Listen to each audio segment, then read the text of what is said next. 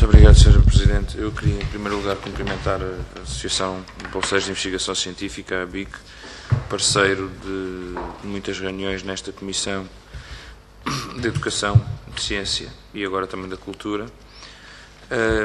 E, muito brevemente, não tenho grandes questões para vos colocar. O PCP, como sabem, acompanha de perto a situação dos bolseiros, tem inclusivamente um conjunto de perguntas e iniciativas, perguntas ao Governo, requerimentos e iniciativas na Assembleia da República sobre a situação do Estatuto do Bolseiro de Investigação Científica e, obviamente que não abdica da sua proposta, da nossa proposta de alteração ao Estatuto do Bolseiro de Investigação Científica, que continuamos a considerar a mais justa e a mais equilibrada. Isto porque, ao contrário do que propõem, que é a abertura do regime geral da Segurança Social aos bolseiros de investigação científica, o PCP propõe precisamente o oposto. Portanto, propõe a consagração do contrato de trabalho para as situações em que existe trabalho prestado.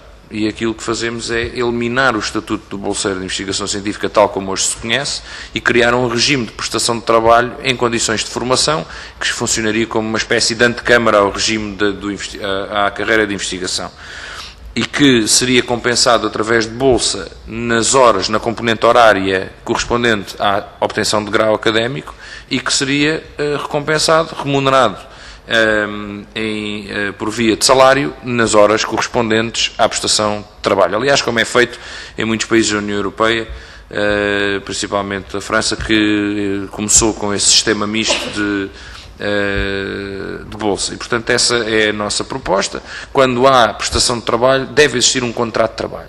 Não devemos criar, no entendimento do PCP, mas obviamente respeitamos a vossa sugestão, não devemos criar mecanismos ou instrumentos que permitam a institucionalização total do contrato de bolsa para esconder contratos que deviam ser mesmo contratos de trabalho. Nós não aceitamos que se abra o regime geral da Segurança Social ao bolseiro, porque isso é ainda mais hipócrita do que não o fazer.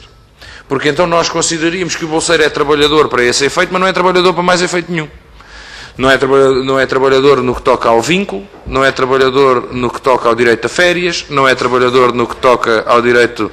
Bem, ficava apenas com a Segurança Social. E, portanto, se é trabalhador para a Segurança Social, é trabalhador para tudo. E é aquilo que nós entendemos. No PCP, entendemos isso. Portanto, propomos que, enquanto existe a componente formativa, formação, obtenção de grau, revigore um regime misto. Se conhecem a proposta do PCP, estou convencido que conhecem, e, portanto, é essa a perspectiva que entendemos justa. Sob pena de se passar com a Bolsa, o que se passou e o que se está a passar agora com o Recibo Verde, por exemplo, não é? Que é a tentativa de fazer do Recibo Verde uma forma legal de contratação. Abre-se o subsídio de desemprego ao Recibo Verde, abre-se praticamente um conjunto de direitos sociais ao Recibo Verde, sacrificando o vínculo. E nós entendemos que não. Para ter esses direitos, queremos também o direito ao vínculo. Até porque, na verdade, diga-se, e disseram-no, se fôssemos aplicar o Estatuto do Bolseiro, mesmo como ele é, e fôssemos rigorosos, não era necessário sequer estarmos a ter este debate, porque seria uma parcela tão reduzida do Sistema Científico e Técnico Nacional que caberia nessa caracterização de bolseiro, que a maior parte dos problemas nem se colocariam. O problema é que esse estatuto tem sido utilizado para suprir as necessidades permanentes do sistema. Este documento que aqui nos deixaram é de um laboratório de Estado. Isto não é de uma coisa qualquer. Isto é de um laboratório de Estado, é do INRB. E há este e haverá muitos outros noutros laboratórios de Estado, bem sabemos, porque também sabemos que os laboratórios de Estado não podem contratar pessoas. Como também sabem, não é? Aliás, a lei do orçamento de Estado impede a contratação de pessoas e, portanto, os laboratórios são obrigados a recorrer a este expediente que provavelmente faz com que muito mais de metade daquele número que o Mariano Gago, ex-ministro da Ciência, dizia que eram investigadores, são bolseiros, na verdade. Quando o Mariano Gago nos vem aqui dizer que existem 7,2 investigadores per 1000 ativos na sociedade, em ETI, em equivalente tempo integral, só pode estar a contar com os bolseiros. porque não há outra maneira de obter aquele número. O que significa que são considerados investigadores para umas coisas, mas não são considerados investigadores para outras. Nomeadamente para o vencimento. Não é? E que o investigador que coordena o vosso projeto, quando não é um bolseiro a coordenar um projeto de investigação, que também existe, mas o investigador de carreira que coordena o vosso projeto ganha muito mais do que um bolseiro que coordena um projeto ou do que um bolseiro que esteja subordinado a um projeto. Pronto, no essencial, o PCP subscreve as vossas preocupações. Temos, aliás, manifestado sempre toda a nossa disponibilidade para denunciar as ilegalidades que são cometidas, os atrasos no pagamento das bolsas e a utilização do Estatuto do Bolseiro de Investigação Científica e da Bolsa de Investigação como o recibo verde da ciência.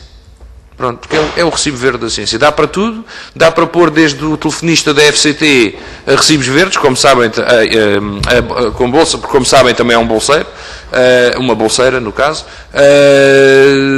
como dá para colocar o grosso dos nossos investigadores, dos nossos técnicos e dos nossos auxiliares de investigação por via de um regime que prejudica o trabalho e que favorece, neste caso, o branqueamento da estatística e as despesas do Estado, não é, à custa do trabalho científico. E nós não podemos ter um discurso de valorização da ciência desvalorizando o trabalho científico. Uma coisa não pode valorizar-se sem a outra. Muito obrigado, Sr. Presidente.